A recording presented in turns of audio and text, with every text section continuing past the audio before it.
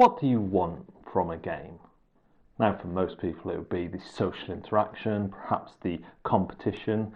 But for me, as I think about games and just the purity of playing them, what I want from them personally is the feeling of choice, and that choice has been a good choice, and it might have been a difficult choice. Roll and write often present that choice in the form of having to choose where to use a dice at the expense of doing something else.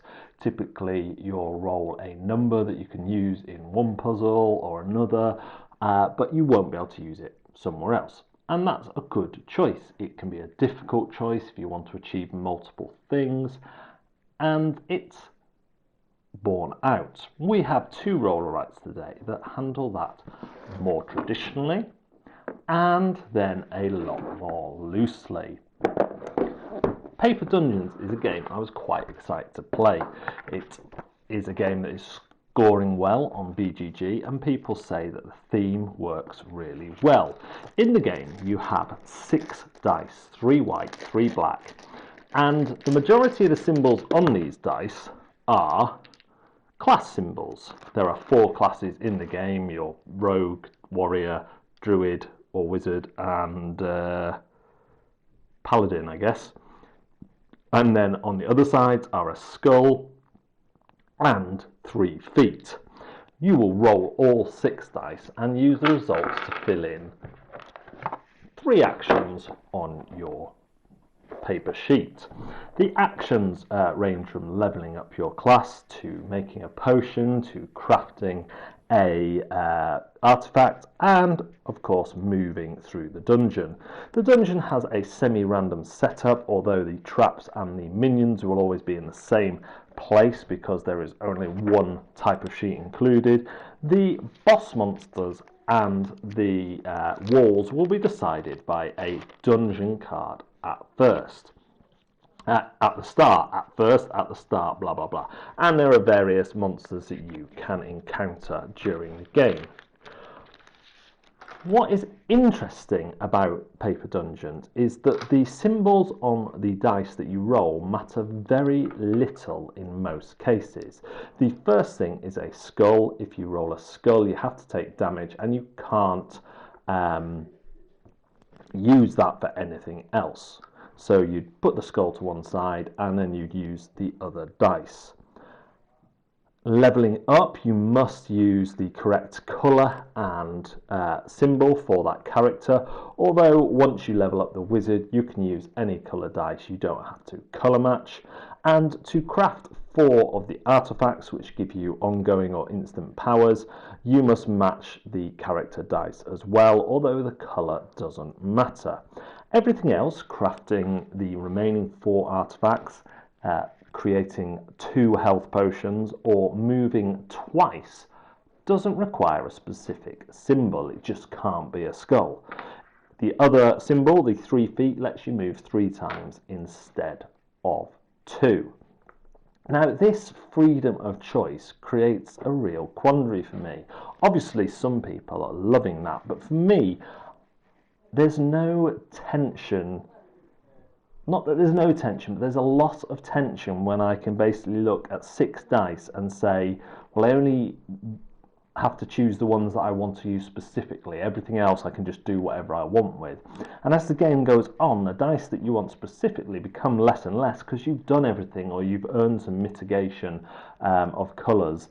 That it just seems like there's a best choice every time. You're not really sacrificing anything in the great scheme of things. When you fight a boss, the boss will have a certain weakness, and you can see that in advance, so you may as well level up that character first. When they get to level 4, they all give you a good bonus. If you have leveled them up enough, you can then do the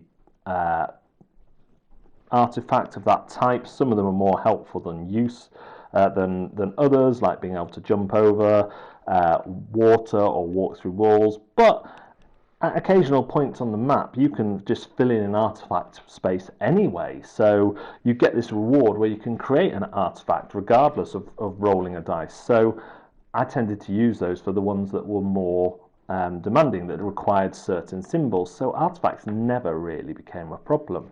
And the more I played Paper Dungeon, the more I became bothered with the lack of importance on my choices. My choices didn't seem to matter, therefore I didn't enjoy the game as much.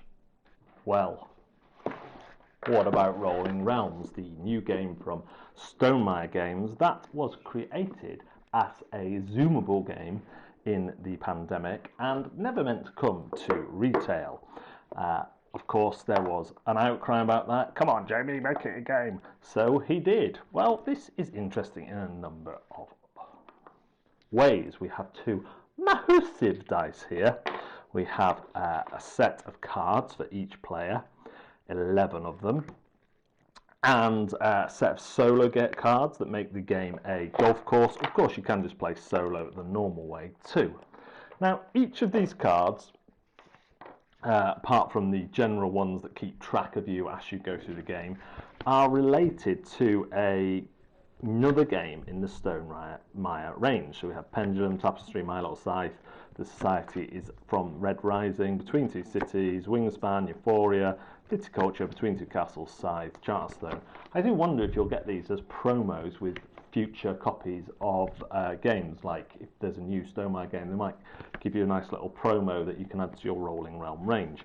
Anyway, you will either select or shuffle up and randomly choose 3 of these, and you will do this over 3 rounds. So you'll do 9 of the games during the game, and each of them uses the dice in a different way. Some of them might have you filling in boxes and kind of filling in the spaces the best you can. Some of them might have you filling in rewards but not getting them, but then when you cross something else out, you get a whole load of rewards, and the aim is to get as many stars as possible.